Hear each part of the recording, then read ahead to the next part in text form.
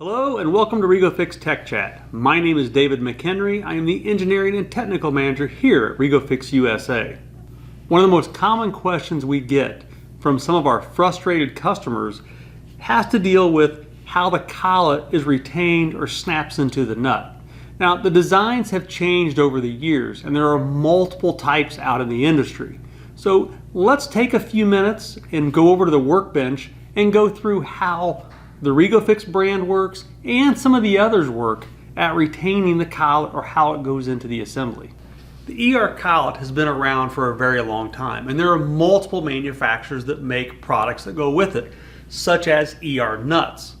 The problem is there really isn't a standardized way that the collet is retained or how it works.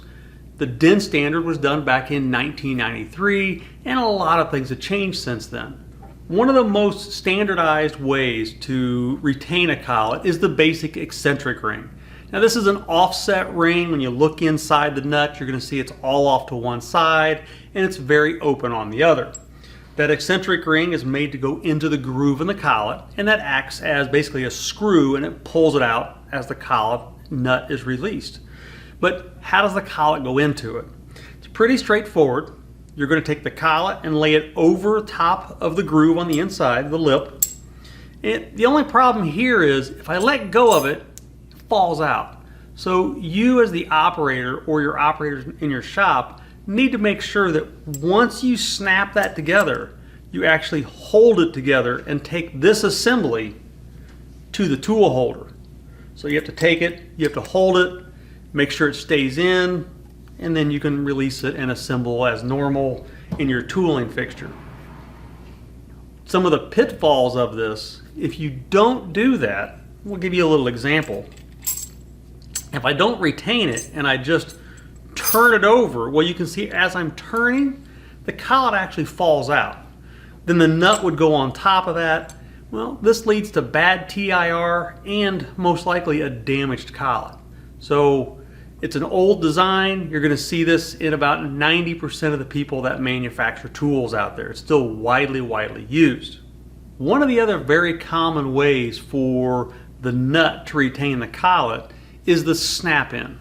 So this is one where if you look on the inside, the eccentric ring is even all the way around and there's not any offset to it at all. On this one, I take the collet, I line it up with the center, and I literally pop it in. Straightforward. It retains the collet into the nut for the assembly, so I can assemble this anywhere I need to without fear of losing the tool. To get it back out, simply push on the face and the back, and it comes out very easily. Still, it's a very popular method, and in some cases, when it has the snap-in profile, you will lose a little bit of range with the ER collet. So keep that in mind if you happen to come across a nut that requires the snap-in process. One of the newest types of nuts that's designed to retain the collet has a parabolic ring on the inside. Now, when you look inside, you're going to see that it's not an eccentric all off to one side, and it's not even all the way around. It's kind of an elliptical shape on the inside.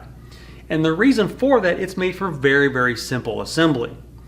In this case, I'm using the REGO-FIX High Q nut. I have a dimple that tells me where the highest point is in my eccentric ring. I take my ER collet, I lay it over the dimple, and it goes all the way in and snaps into the collet very easily. So now I can do my assembly wherever I need to do it without fear of losing the collet. To get it back out, I find that dimple and I just push straight towards it and it comes out very easy with very little force. It's a good way to make sure you retain the collet. While we are spending time talking about how the collets are retained in the nut, let's spend a few moments and also talk about how those nuts are tightened onto the tool holder. As mentioned, there's a wide variety of different types of nuts available. There are nuts that require a roller bearing type of wrench that goes over the top. There are no grooves or anywhere to hook a hook wrench onto to tighten this.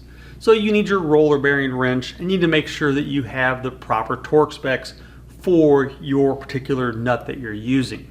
This is one of the newer styles of nuts that's out there. One of the older styles that's out there is a nut that requires a hook wrench. Now this wrench has literally a hook on the end of it that goes into a groove on the nut that allows me to tighten this. The only problem I have with this is the safety factor. If for some reason that hook gets worn or damaged, it does have the tendency to slip off. So if you're using this, just make sure you're using it appropriately and the wrench itself is not damaged or the hook grooves on the nut itself have not been worn out.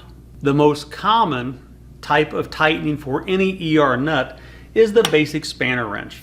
Now in this case I have a torque wrench head mounted onto a non-torque wrench arm, so it's going to act like a regular spanner. The head is made here where it has 4 different profiles for the ER32, and these lock onto the grooves on the top of the nut. This gives me a nice positive locking position so I can tighten or loosen that nut very, very easily.